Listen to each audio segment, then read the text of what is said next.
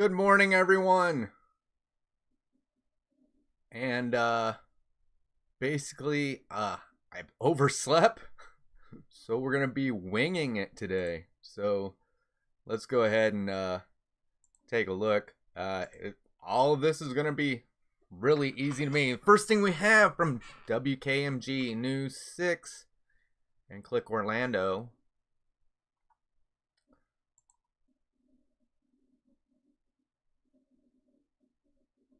I just literally woke up, to tell you the truth. Universal Orlando lays off theme park employees.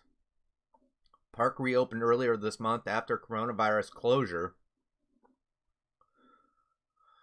Weeks after opening for the first time since the coronavirus pandemic struck Central Florida, Universal Orlando announced that it would need to lay off some of its theme park employees.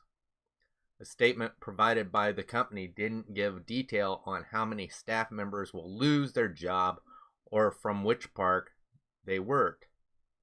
We are working to structure and strengthen our business for the future in anticipation of the tourism industry taking time to fully recover. In that regards, we have already taken important steps such as adjusting budgets and implementing salary reductions and furloughs. Most recently, we have made the difficult decision to reduce our parks and resorts workforce across multiple locations and business units. The decision was not made lightly, but was necessary to prepare us for the future. We are aware of the impact this will have on those affected by this reduction and their families, and we are working to support them through the process. This includes severance pay, subsidized health benefits, and professional reemployment assistance, the statement read. So Universal Florida are laying off. Wow. Hey, Michael. That's that.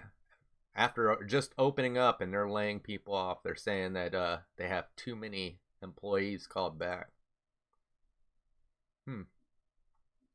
See, I don't think that'll happen to Disney. So but you know, who knows? It could, I guess. Let's see what else. Here we go. All right, so this is from Inside the Magic.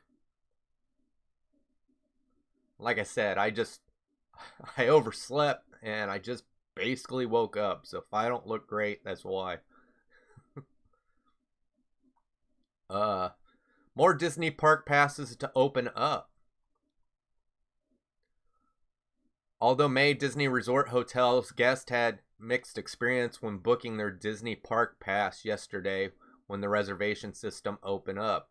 Good news seems to be coming soon, even though a few days, including the opening day for the Disney Hollywood Studios, are seemingly filling up quickly. It appears that more Disney park passes will be opening up in the coming week. Walt Disney World Resort Public Relations has confirmed in a message to Inside the Magic that yes, there is specifically availability for each group. Annual pass holders and other ticket holders will be able to check for availability once the system opens to them. This report also comes from Scott Gustin, who has a proven track record of often sharing accurate Disney park news. Gustin shared on Twitter several screenshots of days when the Walt Disney World Resort theme parks seemed to be completely booked. However, he also shared a message that indicated fans shouldn't worry. Even though the following dates shared in Gustin's tweet are booked up for Disney Resort hotels guests, Disney confirms with the reporter that additional spots will become available this Friday, June 26, when Walt Disney World annual pass holders are able to book. This is great to keep in mind if you are a Disney World annual pass holder who is looking forward to visiting the park on or soon after reopening day. Keep in mind, however, that Disney has officially released the dates for the APA preview of the Disney parks in Orlando, Florida, and more information will be sent to annual pass holders via email. As a reminder, Magic Kingdom and Disney Animal Kingdom reopens on July 11th. Epcot and Disney Hollywood Studios reopens on July 15th. So, yeah, I mean, of course, this was gonna they were gonna be there for the annual pass holders. I think maybe some people they get a little worried. So let's see. I'm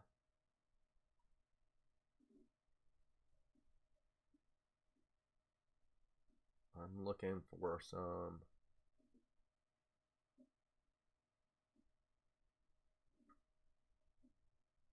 All right, here we go. I'm sorry. I'm usually more prepared for this, but due to the fact I just woke up. So this comes from Showbiz Cheat Sheet. Another Avengers Endgame heroes days in the MCU are reportedly coming to an end. Avengers Endgame was the end of the line for quite a few fan favorites in the Marvel Cinematic Universe, and the fight against Thanos, Josh Brolin, Black Widow, Scarlett Johansson, and Iron Man, Robert Downey Jr. sacrificed themselves while Captain America Chris Evans retired at the end of the film. Marvel will introduce a host of new characters in Phase 4 of the MCU, and fans believe that another Endgame hero is about to conclude their journey as well.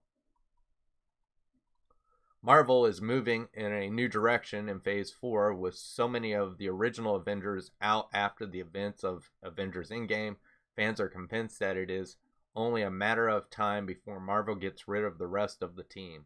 As things currently stand, the only original superhero moving forward are Thor, Chris Hemsworth, Hawkeye, Jeremy Renner, and Hulk, Mark Ruffalo.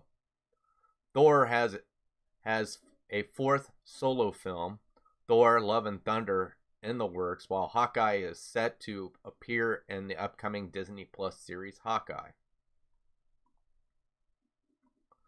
Hulk's future, meanwhile, remains up in the air as Marvel has yet to secure movie rights for the character. There has been plenty of talk about Ruffalo reprising the role in the future TV series She-Hulk, but Marvel has yet to confirm these rumors.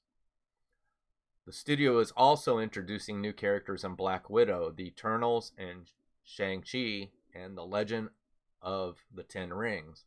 Some of these heroes will undoubtedly become the new faces of the MCU, leaving fans to wonder what will happen to the rest of the original Avengers.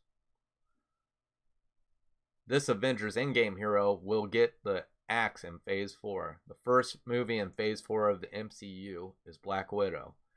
Doesn't hit theaters until November, so most of the rumors about characters' exits are pure speculation at this point. Even still, fans are convinced that Hawkeye will be the next hero to get the axe.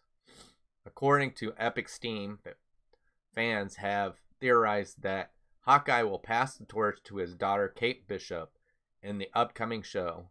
After that takes place, Hawkeye will respectively leave the MCU, though it is unclear if Marvel will kill him off or just end his story in a fitting way. In the comic, Kate plays an important role in the Young Avengers, so introducing her in Hawkeye makes a lot of sense. Although it will be sad to see Renner go, fans have awaited a long time to see the Young Avengers on the big screen. Unfortunately, Marvel has not revealed when Hawkeye will premiere on Disney Plus, so details about the project remain slim. The studio has already pushed back all of the movie projects because of the coronavirus pandemic, so there's no telling when Hawkeye will premiere on the streaming service. So basically, they're just saying what it is there's their contracts are coming up. So Jeremy Renner's contract's probably coming up here pretty soon with Disney, and of course Chris Hemsworth. I know Chris Hemsworth said he would stay on as long as they wanted him. So I could almost see them doing the new Thor movie, but yet have Chris Hemsworth somehow with the Guardians of the Galaxy. Now, I'm not saying that'll happen, but I could see that actually being the situation. All right, let's see.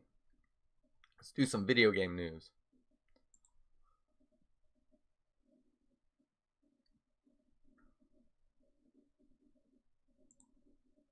Alright, so this is from Lad Bible. And this is Call of Duty Modern Warfare and Warzone new modes operate confirmed. Activision has outlined the new content players are expected in Call of Duty Modern Warfare and Warzone this week. The incoming update sees the introduction of new modes, returning classics, and the debut of a new playable operator, Gaz. One of the heroes of the campaign and member of Task Force 141, Kyle Gaz Garrick, is now playable as an operator in Modern Warfare, including Warzone. Activision wrote in a blog post. The Gaz operator bundle includes a skin for the operator plus challenges you can complete to unlock additional skins. You also instantly unlock 2 weapon blueprints, the Fair Brass and the Tanker, and the Hit Sticks, a blueprint of the Cali Sticks. Get Gaz new legendary blueprints and more when you purchase the Gaz Operator bundle.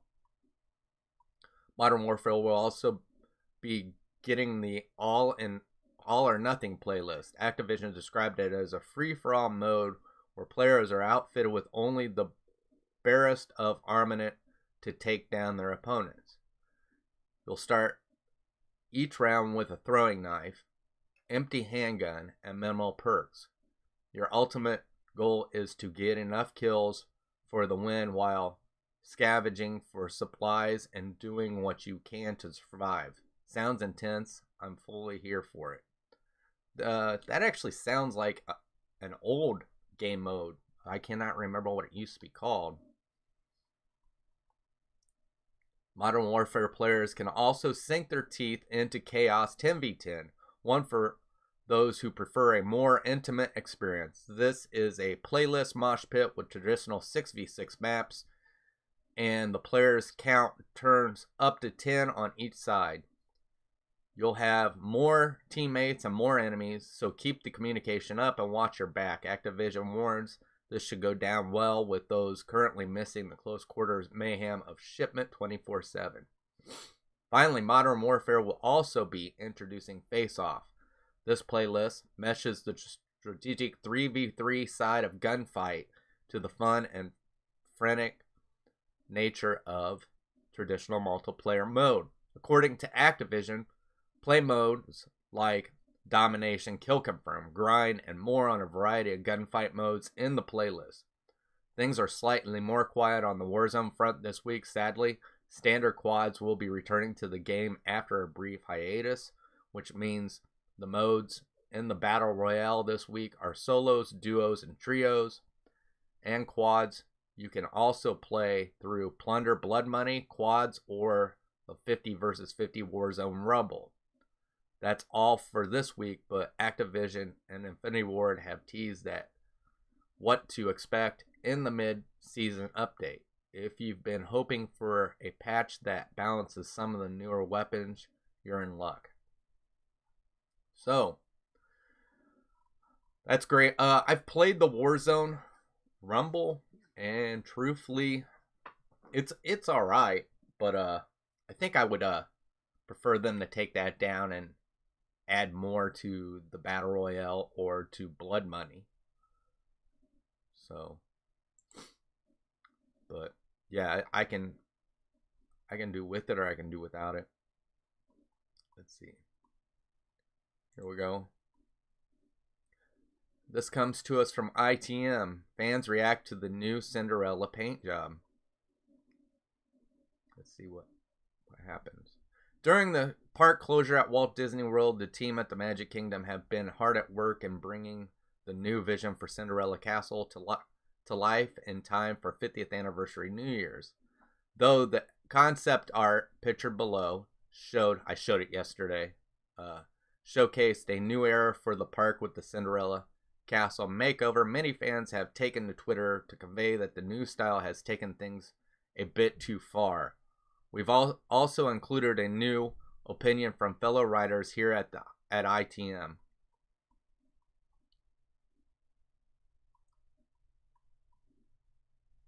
Firstly, let's look at a few people who aren't the biggest fans of the new color. Okay, so this one, they're showing tweets, and it says, "What the hell have they done to the Cinderella's castle? This is the exact same color scheme of Disneyland Sleeping Beauty's castle.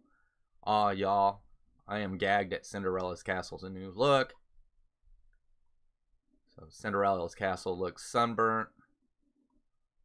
While the initial feedback seems pretty negative, there are a few people that genuinely seem to like the new change. So here's some tweets. "I think the new paint job on Cinderella's castle looks pretty. Don't worry, y'all. The sun will fade it." That is true. That's the reason why they paint it dark, is because the sun's going to fade it. "I love the new color scheme on the Cinderella castle. Change isn't bad. The Cinderella castle makeover at Disney World is pretty. Y'all are just mean." So, yeah, I mean, you know, you're going to get people who's going to like it. You're going to get people who doesn't like it. And I do like it. I hope they had that color to the turrets and the different ones around it, or otherwise it's going to look silly. So, because I can see the castle's painted, but the turrets still have the pale blue roof with the gray stone.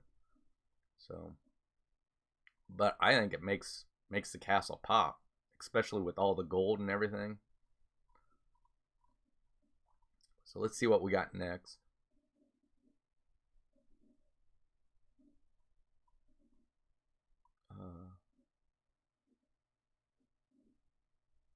All right, let's check this out. This is some old Star Wars. Okay, this comes from The Hollywood Reporter. "Star Wars rarest action figures lands on eBay for a record-breaking price. The rocket-firing Boba Fett has fetched more than $100,000 a few times.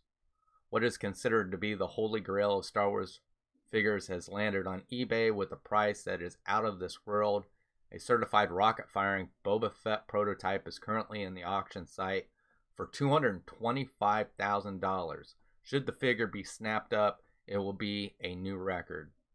Originally, the figure was offered by the toy line Kenner as a mail-away special Boba Fett, first being featured as a cartoon character in the 1978 Star Wars Christmas special. However, the rocket-firing version never made it to kids, as that iteration was deemed a choking hazard before the toys were shipped. So disappointed children received a Boba Fett with a glued rocket and an apology from Kenner. Yet some of the unpainted prototypes were not destroyed and have been floating around the nerd black market for years, going for big bucks." Yeah, I do remember this. We did send in for Boba Fett when I was a kid, and yeah, we didn't get the one with the rocket. Yeah, what was funny was Boba Fett became so popular just from the Christmas special. And what it was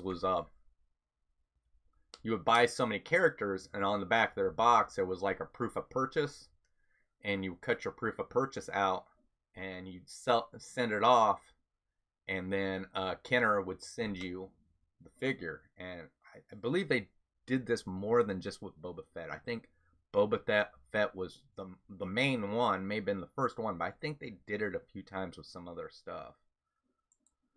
So, oops, I just dropped my... Just give me a second.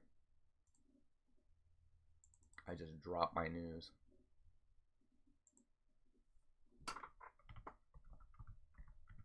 Sorry, this morning is not going good for me right now. Alright, let's see.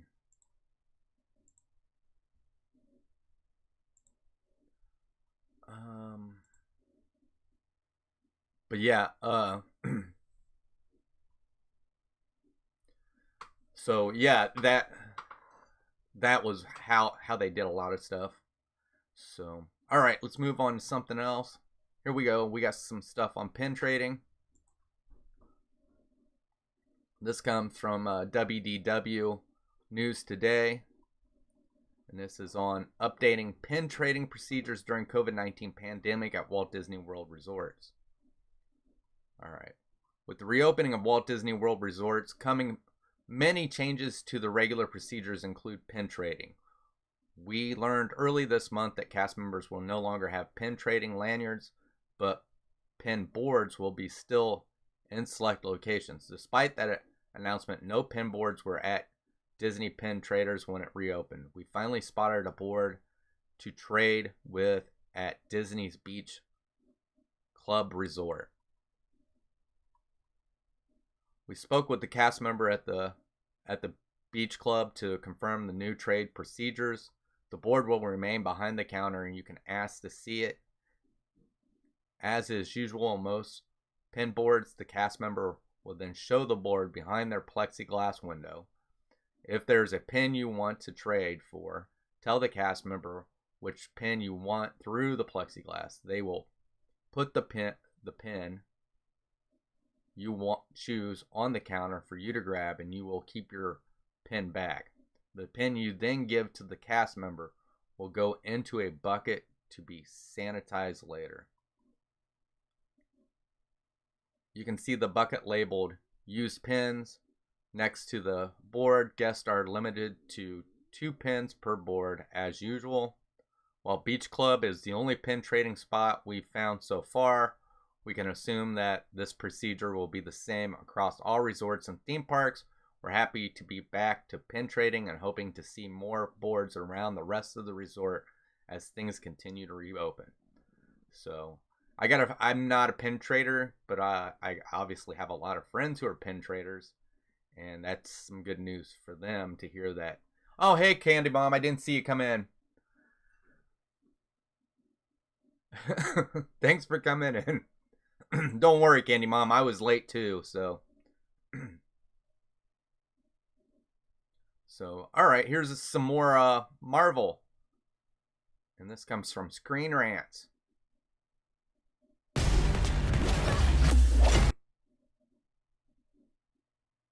Okay, maybe not. It is a video, or a YouTube video. So if you want to see it, head over there to Screen Rants. It's characters you didn't know already exist in the MCU. So that's what I was going to look at. I did not see it was a YouTube video right away. Like I said, this is all Avengers Endgame broke the MCU's rules because it was too awesome and most fans never know.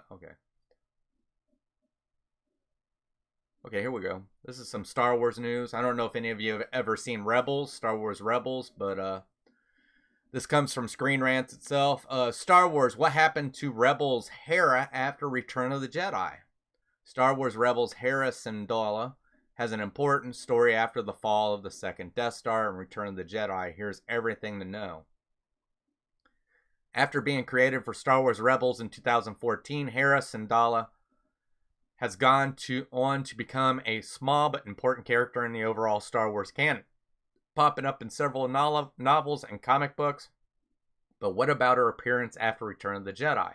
This is one of the most interesting and least developed of all the eras of the Skywalker saga, and it looks as if Hera is being positioned to figure prominently in it. Hera, it turns out, has always been intertwined with the greater Star Wars expanded universe right from day one. After being introduced into Rebels short, she co-starred in the first canon book, A New Dawn, before moving on to the television show proper.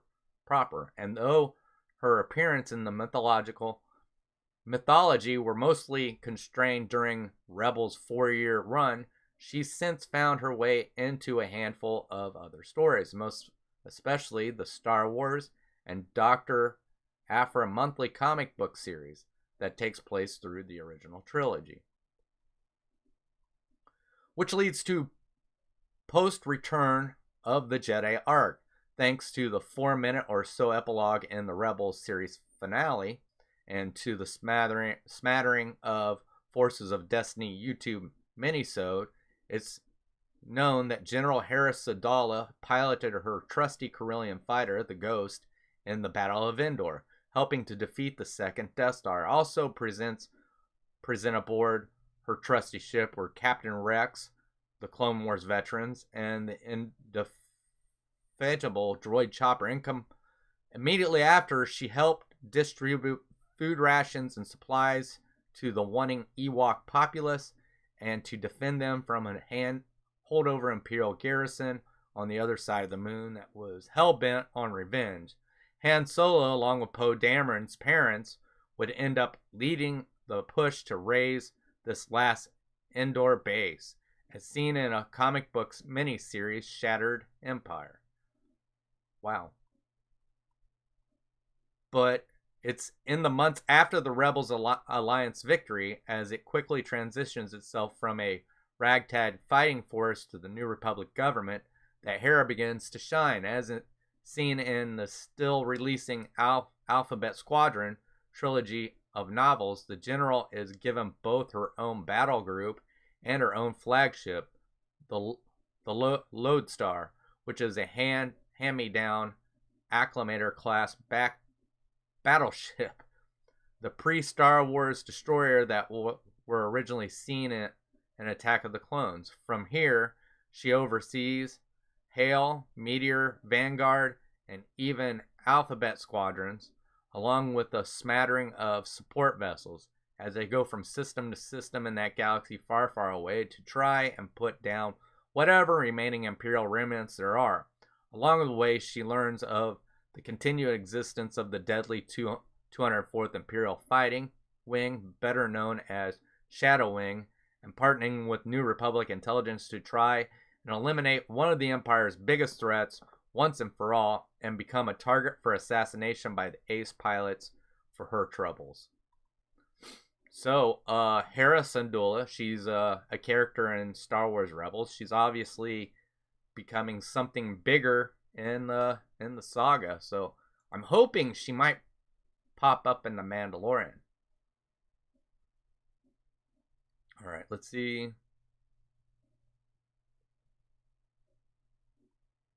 I'm looking through.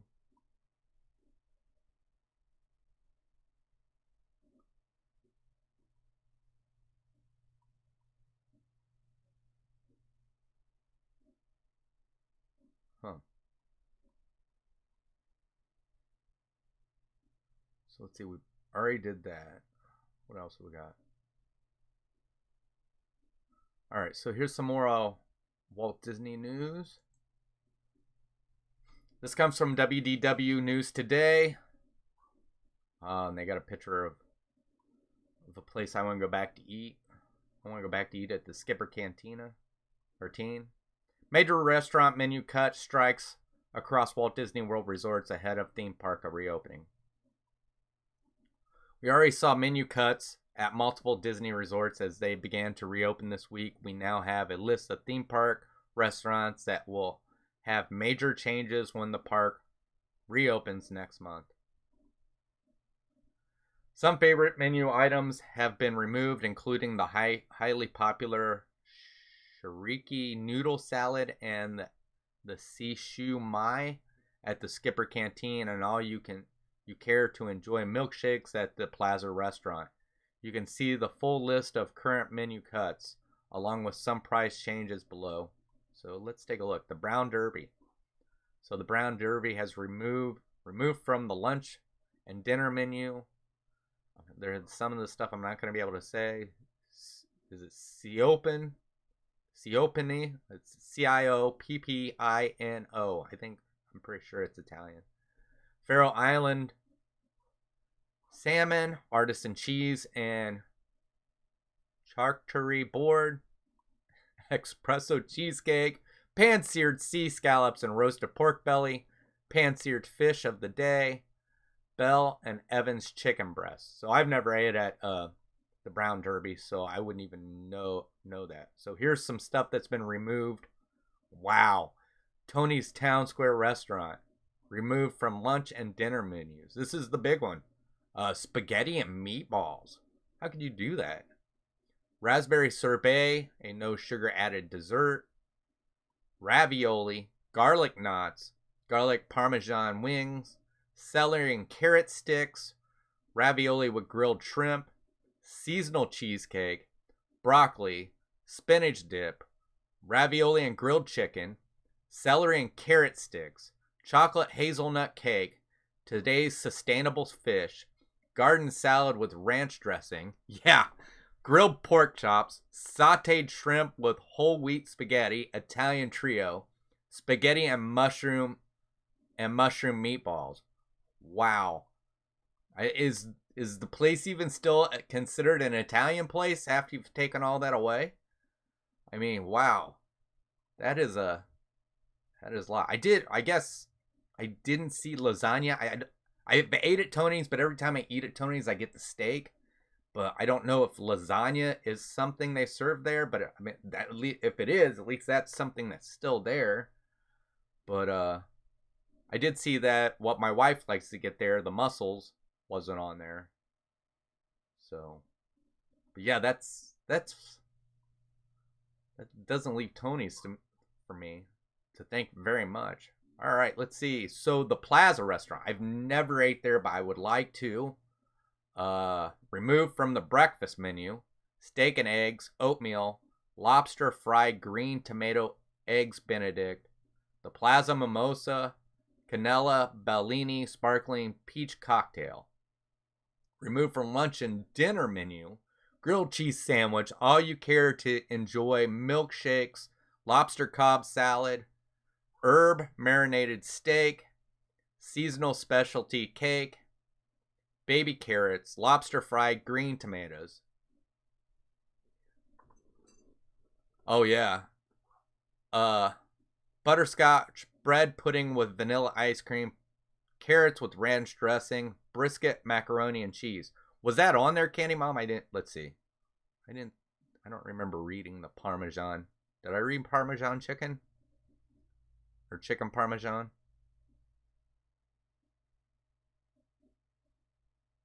I don't think it's on there. Garlic Parmesan wings. I don't see chicken parm on there. So, but still, that's a big cut on a menu. All right. The next one is Mama Melrose Ristorante Italiano. Now, here's the thing. This isn't going to affect me. We ate at Mama Melrose once and didn't like it. I say it's not going to affect me, but we probably should go back and give them another chance. Yeah, it was something we didn't really didn't care for, but like I said, maybe it was just something we ordered. So removed from the lunch and dinner menu. Excuse me, I got an itch. Cappuccino affogato. I'm sorry, I'm probably saying that wrong. Wood grilled chicken and pen pasta. Carne d'Italia flatbread. Baked arancini. Saltimbocca. Mushroom flatbread. Seafood fra diavoli. Cheesecake. Seasonal inspired chef selection. Insalata di mercato, chicken campanella, and dessert sampler. Yes, it is. Yep. All right, so here's a place I want to go back to. We ate once. It's the Jungle Navigation Company Limited Skipper Canteen. And removed from the lunch and dinner is the mango sorbet, whole fried fish, a lot of steak salad, the shiraki noodle salad, Smiles little crocodile of chicken soup, tiki shrimpy, Trader lamb, quicksand, the sea shumai, and the Sankura Sadie's seafood stew. So, house-made sangria, $10.50 price, decreased from $11. So there was also decreases on prices. So the sangria is actually dropped by 50 cents. So did your favorite menu item make the cut? Let us know in the comments. So that was all. That's the only ones they're making cuts from. Wow. So really, that's not that bad. I mean, what was that? Was that 4 restaurants? Actually, it's 5. Yep. So really, not really that bad. I mean, you know, it might be places that you normally try, but yeah.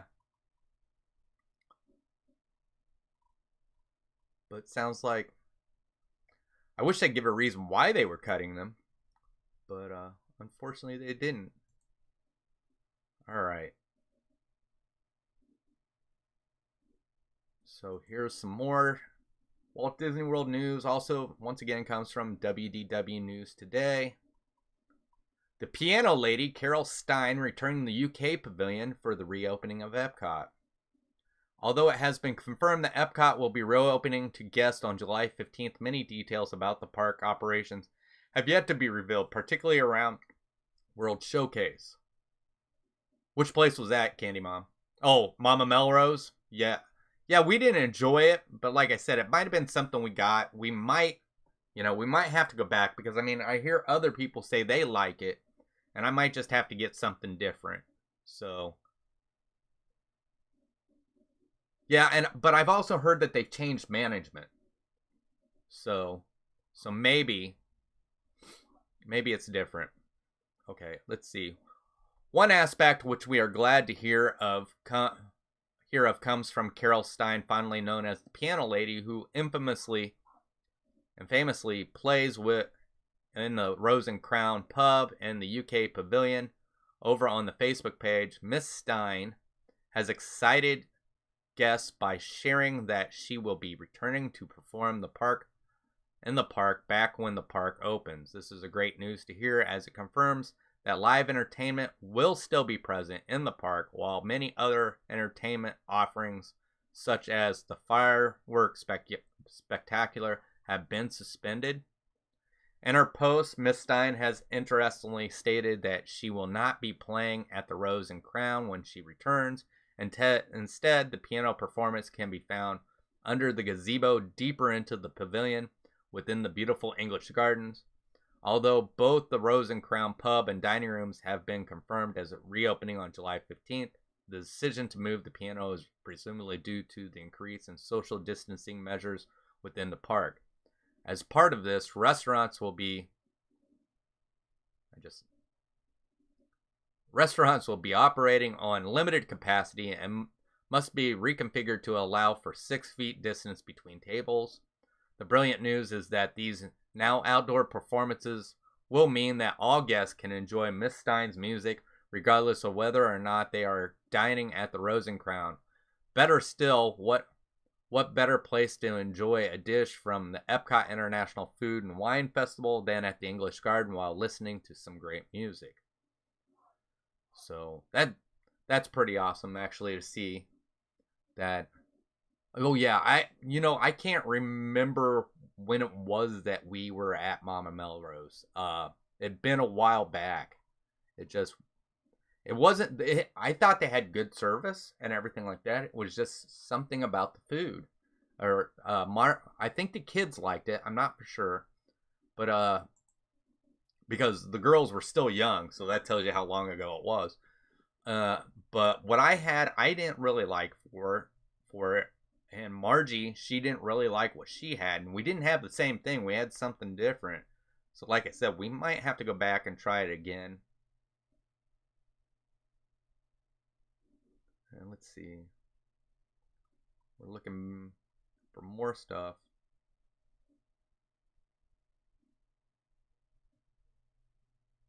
All right, here we go. This is I'm not going to report on that one, actually. Let's see. I'm looking to see if there's anything else.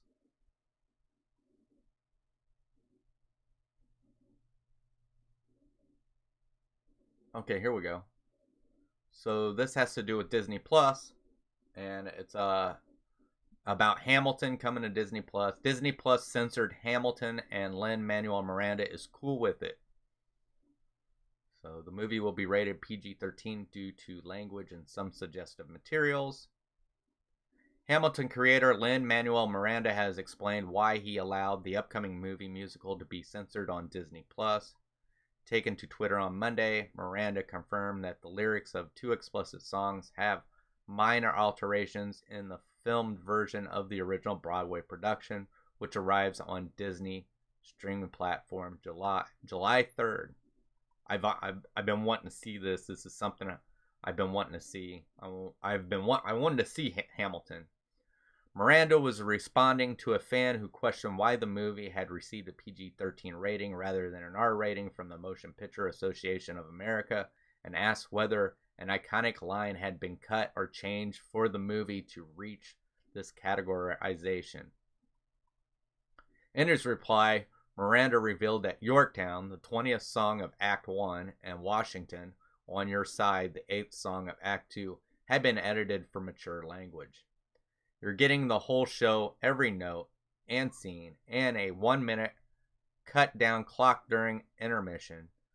Bathroom, Miranda explained in his tweet on Monday, but the MPAA had a hard rule about language more than one utterance of the F word is an automatic R rating. We have 3 F words in our show. I literally gave 2 Fs so the kids could see it in Yorktown. There's a mute over. I get the F back up again. And to Southern record scratch, Ken Democrat Republic, you can sing whatever you like at home, even sync up the album.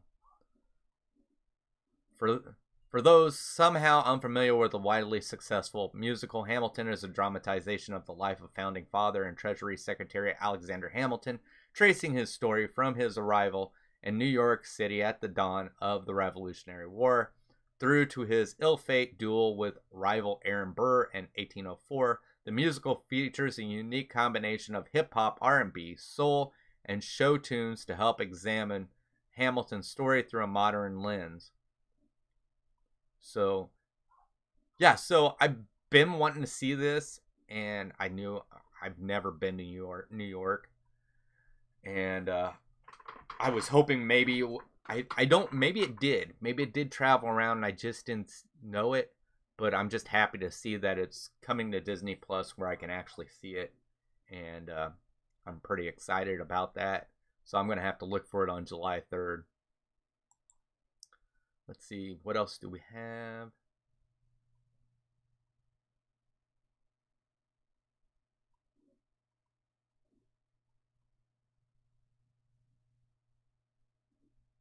So let's see. Here we got some Funko Pop news. Funko's Marvel Loki Pop free comic book summer mystery box has, super rare bonus. Free Comic Book Day will be upgraded to Free Comic Book Summer in 2020, and Funko is making the event even better with the Marvel Loki Pop Mystery Box Preview exclusive. Actually, the contents aren't a complete mystery. We have a breakdown of what we can expect below. The main draw here is that each box gives you a chance to score some super rare items, up to and including one of 25 golden ticket prize packs and one of 12 pops signed by Funko CEO Brian Mariotti. Each Marvel Funko Loki Pop free comic book summer mystery box includes a Marvel Loki Pop preview exclusive bobblehead figure, one of 3 PX Loki Pop character t-shirts, and one of 3 PX Thor #1 Loki variant comic from Donny Cates and Nick Klein, which details Thor's first adventure as King of Asgard. Now let's get into the rare items that you might get in the box if you're lucky. Okay, first one is 1 in 4 Thor #1 covered features a design without the Thor logo. 1 in 10 covers features a purple background. A chance to receive one of 25 golden tickets, which can be redeemed for a Funko prize pack, including assorted Funko prototypes. A chance to receive a 1 pop of 12 that have been signed by Funko CEO Brian Mariotti. Even if you don't get any of the super rare bonuses, this box looks like it will be a great addition to your collection, and who knows, you might get lucky. Pre-orders for the box are live via the Entertainment Earth link below for $34.99 in sizes small to XX large with shipping and slated for August. So I love this. I think Funko Pop's doing a lot of great stuff. I love Funko Pops. I have multiple of them sitting on my desk. I also have Funko Pops that aren't here that my daughter bought for me, which I think she's sending to us, or hopefully she's just saving until we go down there. So it might be a little while. So I'm starting to see stuff that I'd seen before. Let me see if I can get, because we are getting towards the end.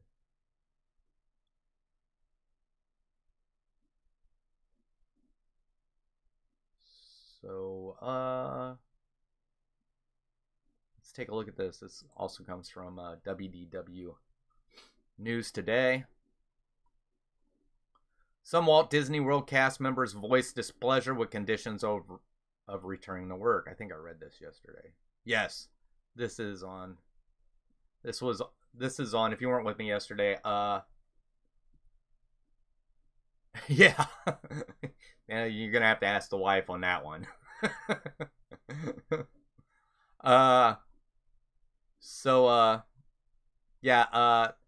If you hadn't heard, down in California, they were signing a petition about the park opening on its date. They wanted it pushed back. And this has moved over to Florida, where cast members have signed petitions saying they wanted to move back. My daughter isn't one of them. She wants to go back, from what she said. So I think she's just ready to get back to the park. She said, what was funny is she said, "Dad, since I've been here, I don't really go to the park as much as what I thought I would or what I did in the beginning." But she goes, "Now that hasn't been around, I miss it a lot." And the bad thing is being a cast member, she's probably going to be blacked out for a long time after they have their cast member preview. So, but she at least gets to be there when she works. So, but this looks like it's going to be it for the news. We are a little early. So, like I said, I was running late. But, so don't forget, at 10 o'clock is Dole Whip Dad. So you want to go in there and check him out. I don't know what he's doing today because I woke up late. I literally woke up 2 minutes till 9. So, but also, let's see. We got after Dole Whip Dad, I think it's like at 11:15. Myers and the Mouse with Mama Mouse, usually on there. She's doing something with crafts or talking about something. So make sure you go and check her out. Just whether it's you pop in and say hello and hit the like button, does everybody good, helps everybody out. But as for me, tonight I have, let's see. Yeah, we have Disney fan art with Chris. So Darren and I will be looking at Disney fan art and crafts from the wartime era. And if you wonder what those are, I'm going to try and give them to you. I don't have the list right here, but it's Saludos Amigos, the Three Caballeros, Make Mine, I think it's Make Mine Music, Fun and Fancy Free. There's another one that's like that. I can't remember it. And the Tale of Ichabod and Mr. Toad. So I've already got mine finished. It's ready to go. I know a few of the people have sent in already. So if you want to send in, be happy to have you. We do it on Wednesday nights at 7 o'clock if you're watching this in the replay. And the address you send your picture or the picture of your craft to is in the description. And yeah, we'd be happy to look at anything. And you don't have to follow topic, anything Disney related. But I think that's going to do it for this morning. I think I forgot to tell you good morning, which I'll tell you here and again. So if you are watching the replay, please hit the like button and leave a comment and tell me what you think, how everything's going. Let's see, if you just found our content and you're new and you like it, please hit the subscribe button and the notification bell so you know when we go live or when we post a video. I'd like to thank everybody in the chat, Michael Riley and Candymon, for coming in, and maybe anybody who may have been, I don't know, they call it ninja watching, ghost watching, whatever, for coming in and taking a look. I appreciate all of you. But as for that, that's going to be it for the Good Morning Show. And once again, good morning and have a good day. And I hope to see you tomorrow morning. Thanks.